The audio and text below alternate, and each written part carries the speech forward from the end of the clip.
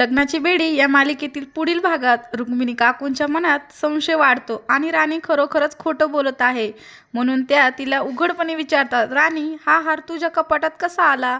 राणी घाबरलेली असते आणि तिला काहीच उत्तर देता येत नाही. रुक्मिणी काकू अधिकच संतापून सांगतात, तू सगळ्यांसमोर खोटी बोललीस आणि हे सत्य लपवलंस. तू आमची अपेक्षा पूर्ण केली नाहीस. राणीचे डोळे पाणवतात. ती कबूल करते की तिने मोठी चूक केली आहे, पण तिला माहीत नव्हते की हा हार तिला कसा मिळाला. रुक्मिणी काकू तिला धीर देत नाहीत. त्या तिला सांगतात, तू बाबांचे पाय पकडून माफी माग.